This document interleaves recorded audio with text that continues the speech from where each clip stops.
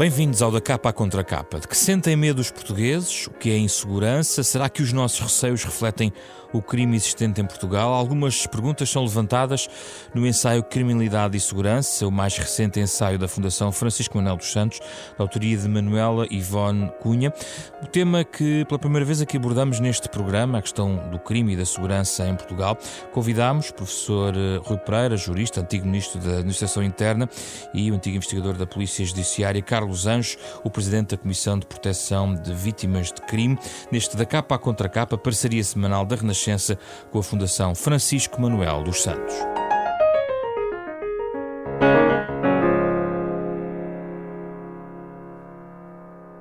Bem-vindos, obrigado pela vossa disponibilidade, é um gosto recebê-los neste programa.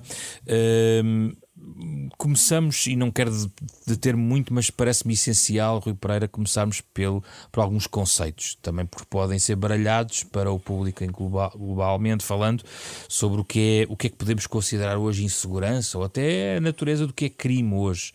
Esses conceitos são imutáveis, ou a própria passagem do tempo traz novos significados a estes conceitos de segurança, insegurança, criminalidade, por exemplo? Bem, os conceitos são históricos e são moldados culturalmente. Por exemplo, o conceito de segurança é um conceito polissémico que é utilizado em várias dimensões hoje. Fala-se em segurança humana, segurança pública, segurança interna, segurança externa, fala-se em segurança e proteção civil. Segurança alimentar. Fala-se em segurança alimentar. Portanto, é um conceito muito amplo. E na sua visão mais ampla, eu diria que a segurança social é praticamente o conjunto de prestações a que se obriga o Estado para os cidadãos poderem viver em sociedade com uma expectativa razoável de que os seus direitos e deveres serão cumpridos. Portanto, é um conceito muito alargado. Agora, de forma mais operante, temos de perceber que há um direito à segurança, que é consagrado no artigo 27 da Constituição, de mãos dadas com o direito à liberdade. Há tal grande relação de interdependência funcional entre liberdade e segurança que se pode exprimir de forma muito fácil. Não há liberdade sem segurança, nem segurança sem liberdade.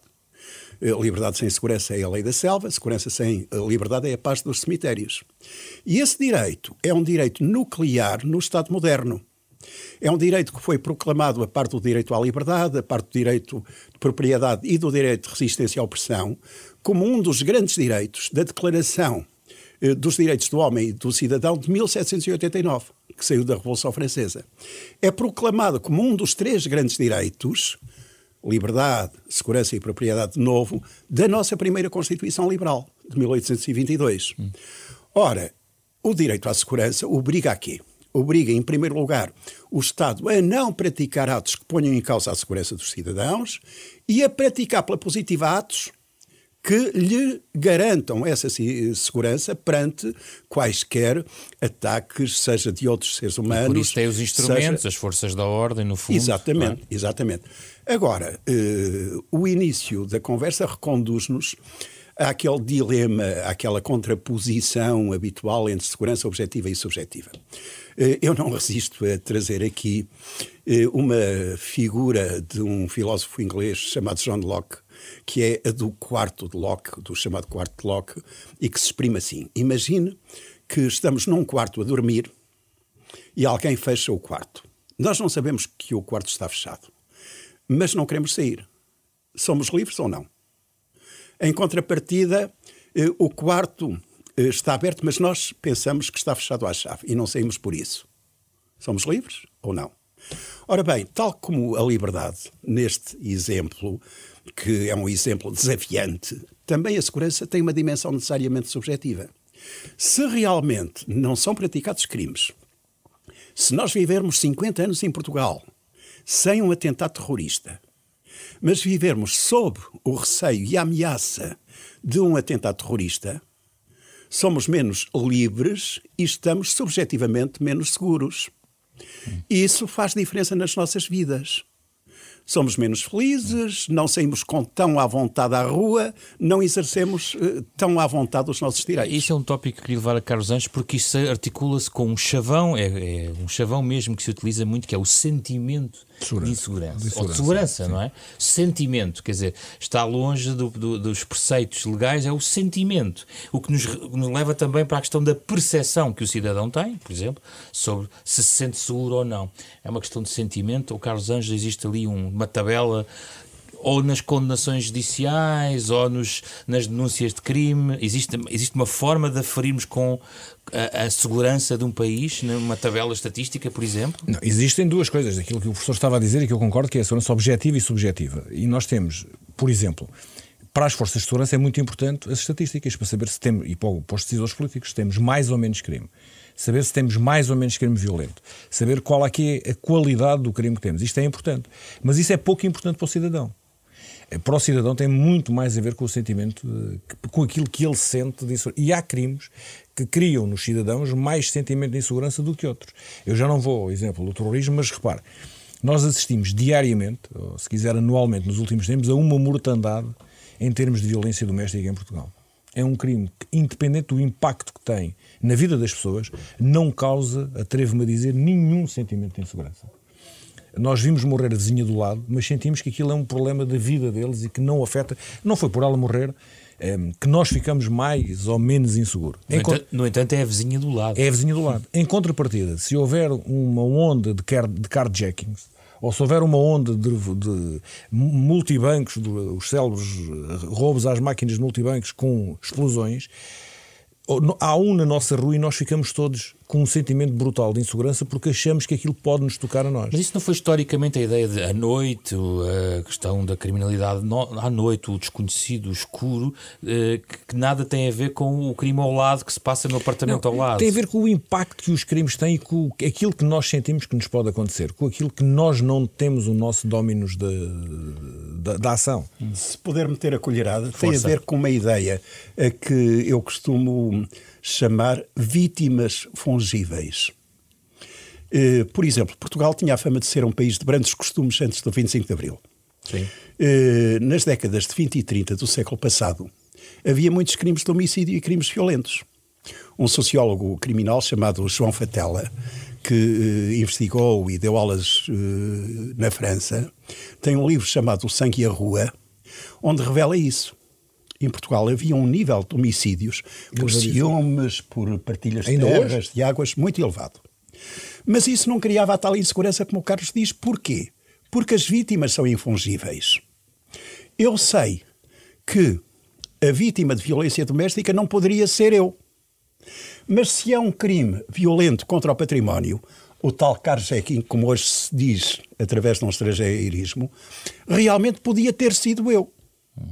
E a grande novidade que introduziu fatores de insegurança em Portugal, sobretudo a partir do início da década de 80, foi um conjunto de crimes ligados ao consumo e tráfico de droga.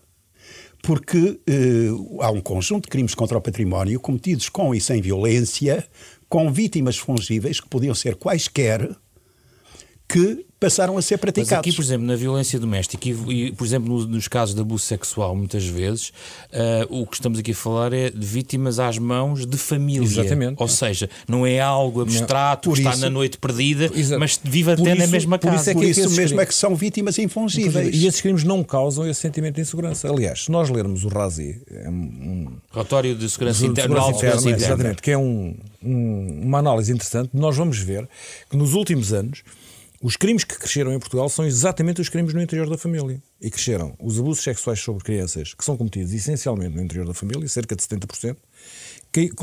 Cresceu o crime de violência doméstica, que temos rácios de 30 mil participações por ano. Mas se nós tivermos em noção que uma mulher demora em média hoje 10 anos a apresentar a primeira queixa, temos uma cifra negra que é uma coisa altíssima. Se juntarmos a isto os crimes cometidos mais recentemente contra idosos, o que é que nós temos? Temos que o grosso dos crimes que sobem, das estatísticas que têm puxado os números da criminalidade, têm a ver com crimes que ocorrem no interior da família, onde, curiosamente, as polícias têm uma incapacidade total de fazer qualquer tipo de prevenção. O que é que as polícias fazem com as estatísticas?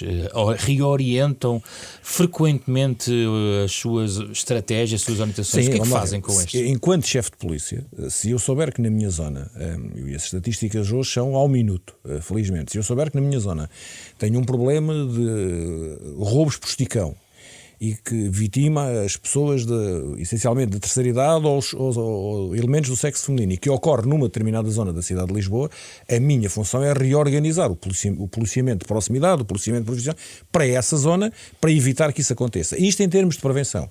Em termos de investigação criminal, saber quem anda e fazer. E é isso que se tem feito. Repare que nós tivemos um momento tal, recorrendo ao estrangeirismo de carjacking, que eram todos os dias, a comunicação social dava notícia, e foi erradicado completamente quase do mapa, e depois tivemos um problema que as máquinas multibanco rebentavam, era uma coisa que já foi erradicado. Porquê? Porque foi redirecionado o policiamento para essa zona e ao mesmo tempo a investigação criminal fez o seu caminho, identificou os suspeitos e deteve-os. E portanto esse problema resolve-se. Agora, a resposta das polícias normalmente do ponto de vista criminal é mais fácil do ponto de vista de prevenção, dominar a zona onde os crimes estão a ocorrer, sabendo nós que provavelmente eles vão se redirecionar para outra zona, enquanto a investigação faz o seu caminho, que é mais longo. Professor, como é que tem evoluído o receio de denúncia? Muitas vezes, até porque falámos aqui de crimes na família, pode a denúncia ser mais difícil, mas a relação da denúncia, portanto, do cidadão com a polícia para denunciar um crime, como é que tem sido a evolução em Portugal nesta matéria? Vamos falar precisamente na violência doméstica.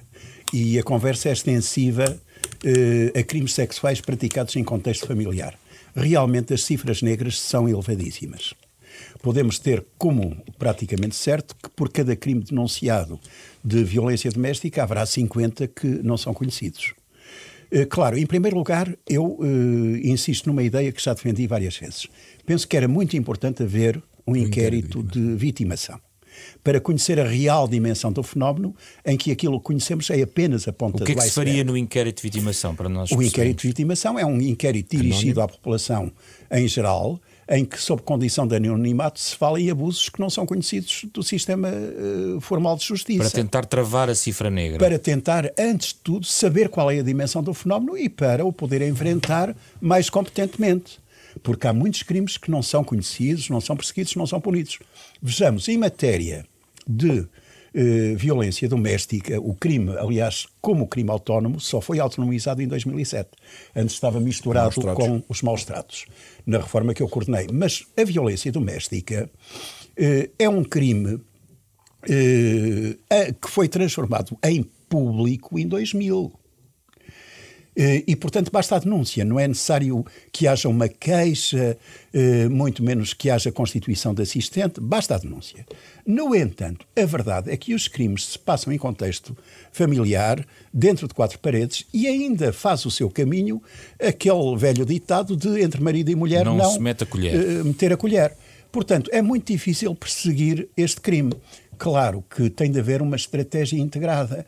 Políticas de educação, desde a mais tenra idade, para internalizar normas contra a violência, campanhas de sensibilização muito fortes e também de apoio social à vítima. A proteção da vítima, justamente. A proteção da vítima. Antes de... Posso só... Sim. Claro. Eu tenho algumas dúvidas quanto à questão da denúncia por terceiros. Estas denúncias agora, porquê? Porque o que nós sentimos na denúncia por terceiro enquanto polícia, veja-se a página da PJ ou a página da Procuradoria-Geral, e com certeza que isto passa-se com os tribunais, é que nós temos muito pouca gente que tem consciência, muito poucos cidadãos que têm consciência social para apresentar uma denúncia consciente. O meu vizinho bate na minha vizinha, isso existe pouco. Aquilo que nós temos há alguns casos, e que são de realçar, mas a grande maioria das denúncias anónimas é noutro tipo de crimes, mais, por exemplo, na corrupção, nos crimes e por inveja dos vizinhos do lado. Ou seja, são denúncias muito pouco fundamentadas, em que é porque o meu vizinho comprou um carro novo, porque tem um... Ou seja, nós não estamos ainda despertos, enquanto cidadãos, para o exercício da cidadania, que a vida do meu vizinho, quando ultrapassa os limites da dignidade e começa a bater na minha vizinha ou vice-versa, ou nos miúdos, ou destratam os miúdos, só assim é que é possível nós termos aquelas crianças que há pouco tempo... E a proteção da vítima, ou seja, é suficientemente protegida. Este é um âmbito onde trabalha bastante, porque há aqui a questão do apoio social e também o receio de denunciar que pode fazer pior, digamos assim. Isto é muitas vezes pensar para quem nos pode estar a ouvir. Não é. Todo não é. E temos essa noção. Ou seja, existe ainda se bem que eu acho, e deixe-me que lhe diga, que eu acho que nós, relativamente à violência doméstica, investigamos o crime ao contrário. Ou seja, quando existe um crime de violência doméstica, nós pensamos logo na proteção da vítima e não a protegemos bem. falhamos, porque criaram-se grandes expectativas que nós protegemos bem as mulheres, muitas vezes, que são maioritariamente, falo mulheres, porque apesar deste ano nós temos 21, uma mulher morta, temos 3 homens, e portanto a grande maioria das vítimas são mulheres. É-lhe quase que dito que ela vai ser protegida, na prática não vai. Não há essa proteção. E também não há da parte da justiça, da parte dos tribunais, se quiser, da parte do sistema de justiça, um ataque na violência doméstica protege a vítima e pouco se interessa ao agressor. Não há, hoje em dia, um ataque concreto ao autor dos crimes, ao suspeito, como existe nos outros crimes. Se você tiver um assalto a um banco, a polícia está pouco. A partir do momento que toma notícia do crime, aquilo que interessa é descobrir quem é que cometeu o crime e detê-lo, e depois logo se fala com... Ali não, nós escondemos a vítima numa casa-abrigo, temos uma panóplia de meios, e o agressor fica cá fora, e nós temos vários casos, passam vários casos, que o mesmo homem chega a estar reincidência com 3 ou 4 mulheres, vai batendo, elas estão todas protegidas ou escondidas, e ele continua cá fora. E, portanto, nós temos que ser muito mais atrevidos, e a lei já o permite.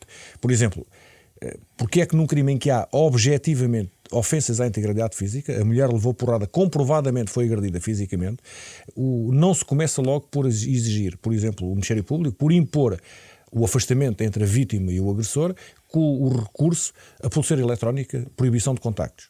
Quer dizer, uma mulher que é agredida fisicamente e ser só termo de identidade e residência é estar a criar a possibilidade de ele a encontrar na curva ali na curva e agredi-la outra vez. Essa sua nota remete-nos para a conversa na parte do sistema da resposta judicial, digamos, nos tribunais, Rui Pereira, e há aqui estas distorções ainda, há muitas distorções ainda entre os dois sistemas. Deixa-me só acrescentar uma coisa. Por qual a razão que a lei preveu há cerca de 7 anos, acho que até foi uma alteração sua, já se prevê na lei que seja o agressor a sair de casa. Claro. Ou seja, o juiz, quando questionado, quando informado do caso e há agressões que são por mais evidentes, a senhora está toda... Está provado está a perícia que ela feita, foi agredida, também. Exatamente. Por qual é a razão que o juiz, que o tribunal não diz? O senhor sai de casa e fica lá a senhora com os filhos. Porque é a mulher que tem que sair de casa com os filhos, ir escondida para uma casa-abrigo, e o autor da agressão fica contente e só, às vezes, na maior parte dos crimes, até levam a amante para dentro de casa porque a mulher saiu. Pereira, o que é que se passa do lado judicial? Bem, eu diria o seguinte, já vou ao lado judicial, mas insistindo no ponto de partida, de facto o problema da violência doméstica é um problema muito geral e muito grave.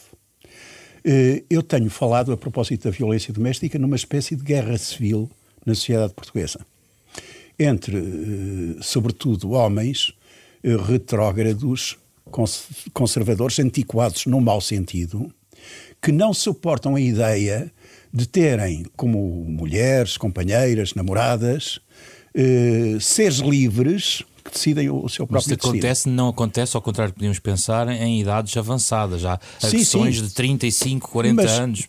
São esses jovens machos que têm essa mentalidade também, não é só velhos. Não é uma questão etária. Não é uma questão etária propriamente dita. E mulheres que realmente adquirem uma consciência crescente dos seus direitos porque passaram a ter um papel diferente da sociedade. Têm mais instrução, trabalham mais e, portanto, não estão dispostas a servir de joguete nas mãos de tiranos facilmente. Ora bem, no meio de tudo isso, temos de reconhecer o seguinte: há medidas de várias natureza, educativa, de sensibilização social, mas o direito penal e o sistema de justiça também têm um papel importante. Eu começaria por dizer qualquer coisa em relação ao direito, se me permitem. Sim. Primeiro, as penas para a violência doméstica têm de ser alteradas. De que forma? O que é que... Agravadas. O máximo é de 5 anos, devia ser de 8 anos. Porquê? Porque na violência doméstica põe-se um conjunto de crimes que se pode estender durante 20 anos. O marido que agride a murro e a pontapé a mulher durante 20 anos é punido com pena de prisão de 1 a 5 anos. E uma pessoa que cometa um só crime de ofensa à integridade física, se for qualificado, é punido com uma pena essencialmente idêntica. Ora, o nosso Código Penal não admite o crime continuado em matéria de crimes contra as pessoas, ofensas corporais, abusos sexuais, mas aqui É o próprio tipo de crime que unifica todas essas condutas. Isso podia mudar ao nível, por exemplo, da aplicação da pulseira eletrónica? Não mudaria, mas daria um sinal muito importante de punição mais severa, porque a pulseira eletrónica, a prisão preventiva, a obrigação de permanência na habitação já hoje se aplicam. Mas era importante que os casos mais graves de violência doméstica pudessem ser sancionados com uma pena que fosse até 8 anos. Depois, ao nível dos tribunais, há outra coisa que eu creio que não tem sido enfrentada com a necessária, perdoem a expressão, competência. Nos últimos tempos ouvi muito falar na criação de tribunais especializados para tratar destas questões. Pois está claro que não podem ser tratados. É um problema constitucional. Mas ninguém quer ou deve querer tribunais especializados. O que eu gostaria que existisse é um princípio idêntico ao que existe em relação às indemnizações. Como é sabido, os tribunais criminais, quando julgam crimes, também julgam a matéria civil e condenam os responsáveis pelos crimes no pagamento de indemnizações. Ora, o que devia acontecer é que os tribunais criminais deviam ser habilitados com competências para tratar, conjuntamente com o julgamento de crimes de violência doméstica, das questões de regulação da responsabilidade parental, por exemplo. É inconcebível que, por exemplo, um progenitor seja condenado pelo crime de violência doméstica, por agredir, por exemplo, a mulher todos os dias já à frente do filho, e não fique imediatamente resolvida a questão da responsabilidade parental. Não há nenhum entrave constitucional a que isso aconteça. Finalmente, no dia-a-dia dos tribunais, de vez em quando há decisões que surpreendem. Já não vou para o acórdão do Porto. Nós prendemos, mas os bichos soltam. Às vezes ouve-se isto. Não, vamos lá ver. É evidente que a Constituição diz que a prisão preventiva é a última ratio, que só pode ser aplicada quando mais nenhuma medida de coação funciona e com aqueles objetivos conhecidos, que é evitar a continuação da atividade criminosa, a perturbação da paz pública, a perturbação do inquérito. São os pressupostos conhecidos. São as finalidades, mas são comuns a todas as medidas de coação. Só valem para a prisão preventiva quando mais nenhuma é eficaz. Agora, a verdade é que a experiência, e não podemos fechar os olhos à realidade nesta matéria, demonstra-nos que muitos episódios de violência doméstica grave culminam nos chamados femicídios ou feminicídios, como se prefira. E, portanto, é óbvio que quando há crimes graves de violência doméstica, deve soar uma campainha de alarme no sistema judicial e deve haver uma especial inclinação para aplicar medidas de coação eficazes, realmente de prisão preventiva, e penas de prisão efetivas. Porque as penas de prisão efetivas, claro que hoje há uma grande tendência para as penas alternativas com que eu simpatizo, mas nestes casos de crimes violentos e graves, a prisão continua, hoje por hoje, a ser um instrumento necessário. Deixe-me só sublinhar, está a falar da aplicação da lei existente, porque isso aí não configura uma necessidade de alterar o enquadramento legal. Estou a falar de 3 coisas. Primeira, mudar a moldura penal. Ampliar a penalidade, ou se preferir, moldura penal para um máximo de 8 anos. Sim. Segunda, atribuir aos tribunais criminais competências para julgar questões relativas às crianças. Terceira, acho que em alguns casos, de facto, as autoridades judiciárias não são suficientemente severos em relação à lei existente para prevenir a violência doméstica. Sim, basicamente, sendo que eu concordo com a subida das penas, mas nem acho, eu sou daqueles que acho que o quadro legal pode ser ajustado, mas aquele que existe já dava para nós termos outros números, se fôssemos todos, se quiser, mais atrevidos penalmente. Custa-me muito que nós tenhamos, hoje em dia, e só desde aquele célebre acórdão de um senhor juiz ter dado a estampa, é que se começou a utilizar a prisão preventiva com mais acuidade nestes casos. Até aí era praticamente inexistente na violência doméstica. A grande maioria das queixas que as mulheres apresentam acabam em suspensão provisória do processo, não chegam sequer à barra de julgamento. E condenações à prisão preventiva, das 30 mil queixas, se falarmos em 3 ou 4 dezenas, são muitas. E, portanto, nós temos aqui um quadro que falha a prevenção, compensa o agressor do género. Sai com o quê? 1 ano de pena suspensa, 2 anos de pena suspensa. Nem era necessário as penas muito longas, mas que a pena que ele foi condenado, se fosse efetiva, provavelmente era um sinal que se dava não só a esse agressor, mas também à sociedade. E depois o sistema jurídico, o sistema judicial, que nem sequer comunica um com o outro. Por exemplo, são muitos os casos pegando nas palavras, em que o juiz de instrução criminal proíbe o agressor de contactar com a vítima. Proibição de contactos. E depois o Tribunal de Família guarda comum das crianças. Como é que ficamos? Os dois tribunais, em simultâneo, têm duas decisões que são perfeitamente antagónicas. Sim. E, portanto, a própria vítima fica aqui... Mas, como é que isso se resolve, Carlos Anjos? Resolve-se com o agravar do conflito entre o homem e a mulher. Não, mas como é que se resolve no aparelho? Que resposta o aparelho pode dar? Quer dizer, de facto existem duas decisões contraditórias. Não, é com os advogados a eternizarem no tempo, até com a morosidade da justiça, e durante esse tempo em que a decisão não é ajustada, não é calibrada, nós temos ali um foco de conflito que agrava as já deficientes relações entre aquele homem e aquela mulher. Porque a mãe não quer que os filhos vão para o pai. Repare, nós temos casos de mulheres que estão em casa-abrigo, escondidas dos agressores. E depois o Tribunal de Família vem dizer que o pai tem direito a ver os filhos, que se vir os filhos dizem onde é que está a mãe. E, portanto, há aqui um sem número de coisas que, como o professor diz, e bem, elas deviam ser todas resolvidas dentro do mesmo processo, porque tínhamos uma coerência na decisão. E nós nem sequer temos essa coerência na decisão. E que arrastam, e se depois é resolvido, demora 3 ou 4 meses a resolver, são 3 ou 4 meses em que o conflito se agudiza. E, portanto, já quanto à questão da resposta, repare, o Governo veio agora, recentemente, uma medida que até já estava, em que nas queixas de violência doméstica tem que haver uma resposta policial em 72 horas. Impossível. Se nós tratarmos 30 mil queixas por ano com uma resposta em 72 horas, não há capacidade de o fazer. O que nós temos que selecionar para essa resposta em 72 horas provavelmente são os casos onde a avaliação de risco diz que são os casos o risco é elevado de poder ocorrer uma morte ou uma ofensa à integridade física muitíssimo grave. E, portanto, nesses casos, que estaremos a falar na casa dos 5.000, 7.500 casos, a resposta policial tem que ser rápida, mas não basta.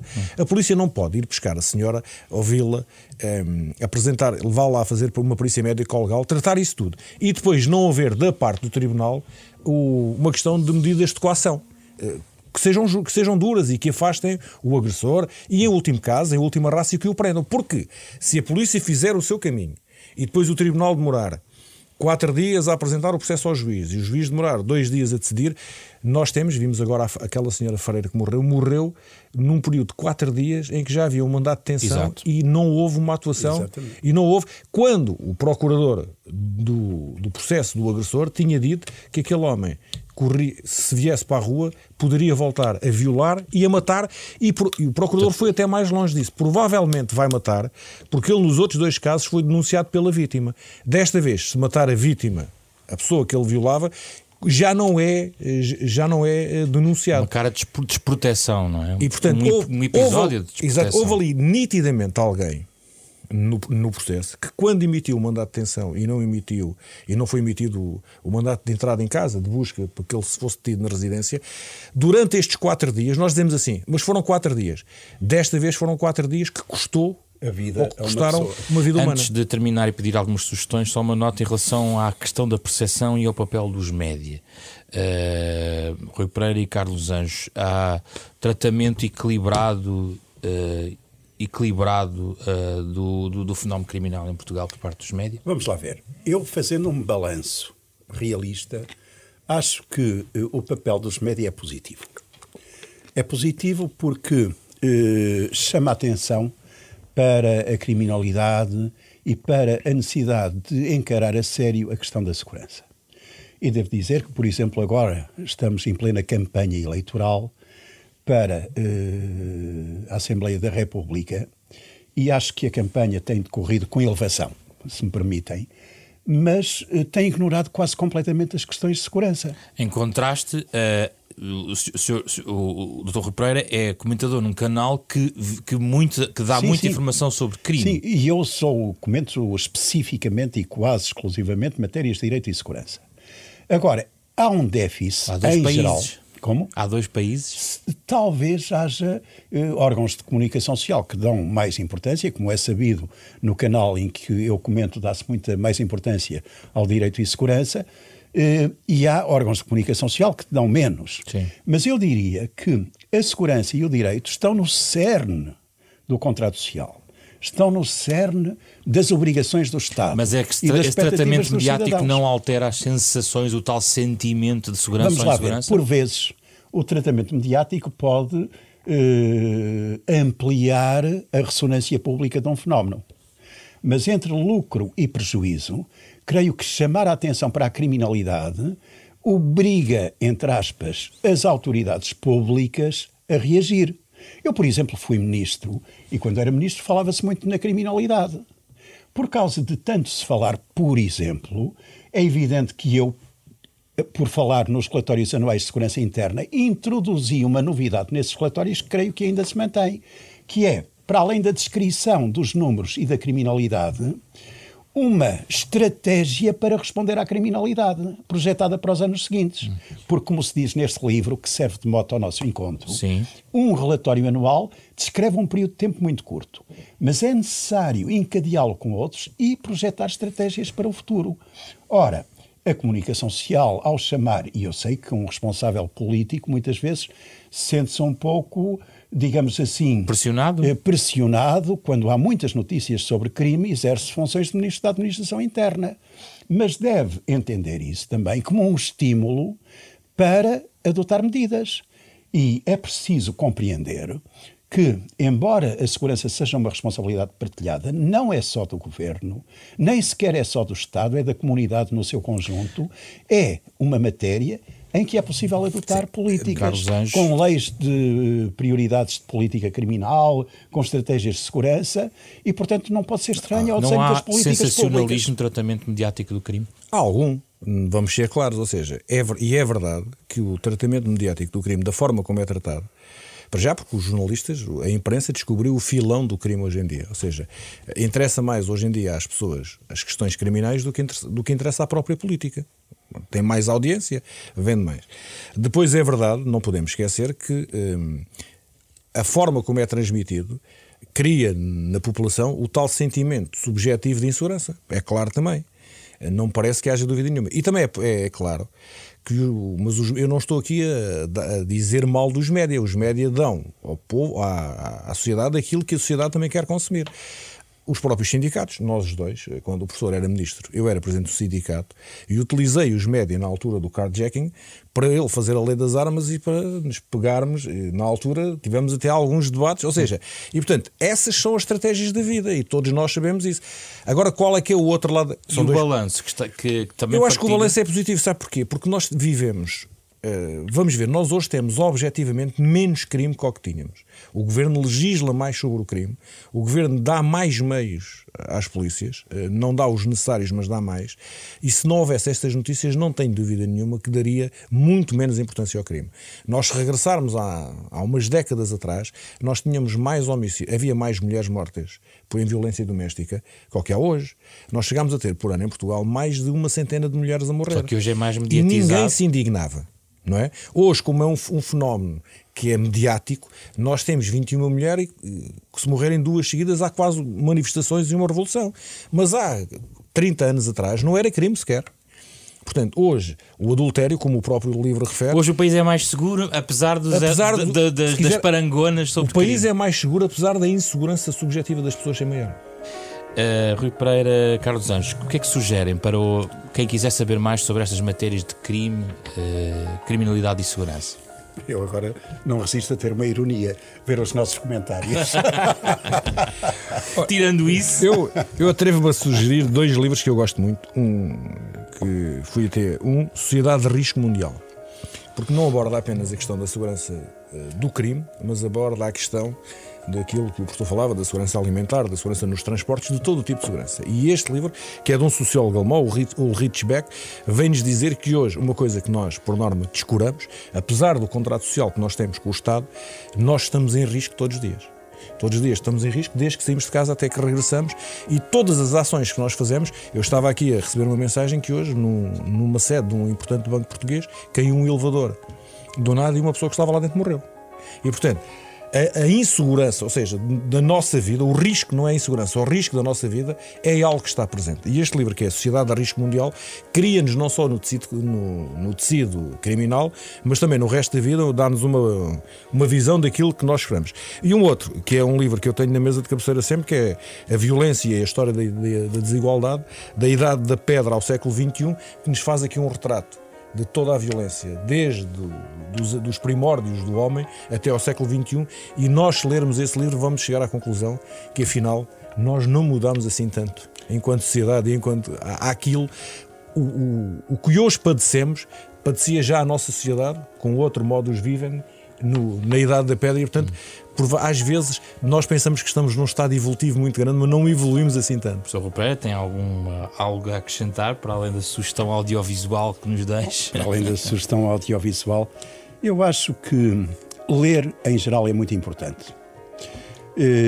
Não diria aos nossos ouvintes para ler só sobre matérias de segurança, mas ler. Hoje o ler está a cair em desuso, infelizmente. Eu pertenço a uma geração literária. Durante a minha adolescência e até como criança fartei-me de ler ficção, só me fez bem. Claro que hoje sei que os jovens têm outras possibilidades e as tecnologias. Então deixe-me fazer uma pergunta então sobre isto. isto, existe hoje em dia produção de estudos nesta matéria em Portugal, na sua opinião, cada vez mais desenvolvida? Existe. Repara, há uns anos eu fundei um observatório chamado OSCOT, Observatório de Segurança, Criminalidade Organizada e Terrorismo. Esse observatório criou em conjunto com a Universidade Nova um mestrado que depois se converteu em doutoramento em Direito e Segurança. No âmbito desses estudos, por exemplo, um professor da Universidade Nova, o Jorge Bacelar Gouveia, já publicou um manual de Direito e Segurança. E já publicou 2 coletâneas, numa fui organizador também, sobre Direito e Segurança. Portanto, os livros de Direito e Segurança têm aumentado em qualidade e em número no nosso país. E eu recordo que quando tive a iniciativa de criar esse observatório, com mais algumas pessoas, evidentemente, mas quando tive a iniciativa de criar esse observatório, tinha acabado de ser secretário de Estado, foi no período que mediou a ida depois para o governo como ministro, mas nessa altura criei-o porque entendia que havia muitos observatórios, associações orientadas para estudos sobre a liberdade e o direito, mas poucos para estudos sobre a segurança. Hoje o panorama é francamente diferente. No Instituto Superior de Ciências Policiais e de Segurança Interna, no ISCSP, no Instituto Superior de Ciências Sociais e Políticas, há imensos livros, estudos sobre matérias de segurança, matérias de estratégia, matérias de informações. E, portanto, isso também é exercício da cidadania. Rui Pereira, Carlos Anjos, muito obrigado pela vossa presença neste programa, onde o pano de fundo foi exatamente um livro, que aliás fica como sugestão também, Criminalidade e Segurança, de Manuela Ivone Cunha, uma investigadora do Centro em Rede de Investigação e Antropologia, é professora na Universidade do Minho. Aliás, fala aqui em várias tendências da criminalidade, deixa um conjunto de interrogações e respostas e tem também um anexo de bibliografia sobre a obra publicada, também de autores portugueses, em matéria de criminalidade e segurança. O Da Capa à Contra Capa é uma parceria da Renascença com a Fundação Francisco Manuel dos Santos. Pode ouvir aos sábados às 9h30 da manhã e sempre que quiser em podcast, nas plataformas digitais habituais em rr.sa.pt. Este programa foi feito com Carlos Vermelho, André Peralta, Ana Marta Domingos e José Pedro Frazão. Regressamos na próxima semana com outro tema.